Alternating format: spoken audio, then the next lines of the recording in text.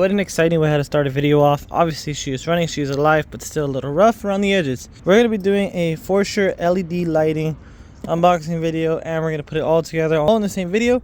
So stay tuned, grab some popcorn, and let's get this thing taken apart. So first off, right here in the box, it's all wrapped up.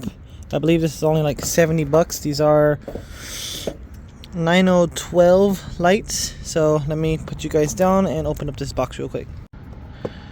Unwrapped and unripped and a little shaky. There we go. Okay, so first off, looks like we have some O-rings, some nylon straps. If you guys haven't seen the other video when I was doing the door repair on Happy's car, I did say we're gonna do these light bulbs, but we're gonna do them on my car. So fire hand, light your way home, register 1 year warranty. Okay, pretty cool, whatevers. We do have our light bulbs, and it looks like they come with a little bit of a fin on there, so that's pretty cool. So that way they can keep nice and cool. LEDs will not work.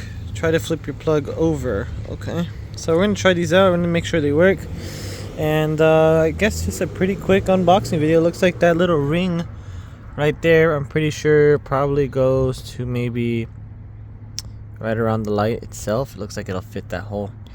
So we're gonna put that on there and then plug them up to the board and make sure they work. So let's get these headlights taken apart. So in order to do that, now you can see obviously there's not a lot of space to get your hands behind and get a light bulb out of there. So what we're gonna be doing today is, yes, we're gonna be taking these all apart 100%. So we're gonna start off. My car is really simple. You know, this car's been through a lot, so we're gonna just basically get these off, get a 10, get the bulbs knocked out, and see what's up from there. So wiggle in a jiggle, and there she goes. Front bumper is off. Okay, so now let me get a 10 and get these bolts knocked off really quick.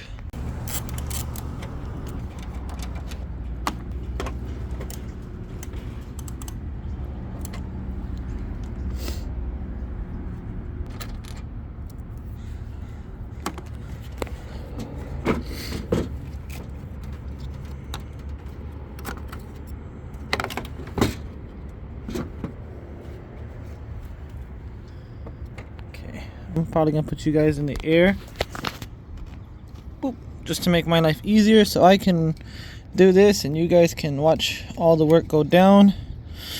And okay, yeah, sweet. That's actually how it goes. So I'm gonna try these on, put you guys in the air, and hopefully all goes well.